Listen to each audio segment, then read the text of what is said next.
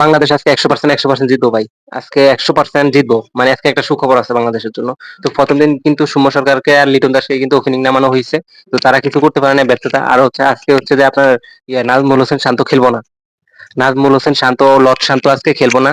এই লর্ড শান্ত না খেলার কারণে হচ্ছে আপনাকে তানজিদ তামিমকে নামানো হয়েছে। আর সাকিব আল হাসানকে ক্যাপ্টেন দেওয়া হয়েছে। আজকে সাকিব আল হাসানকে ক্যাপ্টেন দেওয়া হয়েছে, মানে আপনার নাজমুল হোসেন শান্ত আজকে খেলবো না। আর এই লর্ড শান্ত না খেললেও আমার মনে হয় ভালো হবে। লর্ড শান্তকে বাড়ির দিকে মানে দেশের দিকে পাঠালে কিন্তু হবে। তো যাই হোক, প্রথম ম্যাচ একটা মনে করেন দুঃস্বপ্ন মনে করে, মনে করেন ওইটা দুঃস্বপ্ন মনে করে আপনার কাটিয়ে দিতে হবে। কারণ দুঃস্বপ্ন মানুষের ভালো দিন খারাপ দিন আসতেই পারে। তো মনে করেন ভালো দিন ছিল, আবার খারাপ দিন আসছে। তো না ইয়ার সাথে আমেরিকার সাথে হারছে, মানে যুক্তরাষ্ট্রের সাথে হারছে একটা ম্যাচ। এটা নিয়ে অনেকে অনেক মানে টুল করছে, বাজে কথা বলছে, অনেকে অনেক কথা বলছে। তো যাই হোক, ওগুলা নিয়ে আর মানে ইয়া করা লাভ নাই, কারণ মানুষের খারাপ দিন আইতে পারে। হয়তো ওরা ছোট দল আমাদের থেকে, মনে করেন বাংলাদেশ থেকে অনেক মানে বাংলাদেশ হচ্ছে 8-9 নাম্বার র্যাঙ্কিং, ওরা হচ্ছে 16 নাম্বার র্যাঙ্কিং। তো বেশি ডিফারেন্স না, মানে 7-8 নাম্বার পিছনে আর কি। তো যুক্তরাষ্ট্র কিন্তু ইদানিং অনেক ভালো খেলতেছে। আর সমস্যা হচ্ছে যুক্তরাষ্ট্রের কিন্তু নিজেদের কোনো প্লেয়ার হাইস্ট গেলে টুকে 3-4টা পাবেন, আর সবগুলা খেলোয়াড় কিন্তু আপনার কেউ আছে ইন্ডিয়ার, কেউ আছে নিউজিল্যান্ডের, কেউ আছে পাকিস্তানের, কেউ আছে সাউথ আফ্রিকার। তাদের নিজেদের মনে করেন যে ম্যান অনেক কম আছে। তো যুক্তরাষ্ট্র দল মনে করেন যে ওদের দেশে হয়তো বা ভালো কোনো খেলোয়াড় নাই, এই জন্য মনে করেন যে ওই দেশে চান্স পাইছে অনেক দেশেরই মানুষ। তো বাংলাদেশ আজকে জিতবে হচ্ছে যে তানজিদ তামিমকে নামানো হয়েছে। তারপর হচ্ছে লিটন দাসকে নাই, লিটন দাস নাই। তারপর হচ্ছে সৌম্য সরকার, তারপর সাকিব আল হাসান, মাহমুদুল্লাহ রিয়াদ, তারপর হচ্ছে রিশাদ হোসেন। আজকে ফেস বল লইছে 3 জন। আপনার হচ্ছে শরীফুলকে নিছে, তারপর হচ্ছে যে তাসকিনকে নিছে, মুস্তাফিজকে নিছে। এই 3 জন আছে।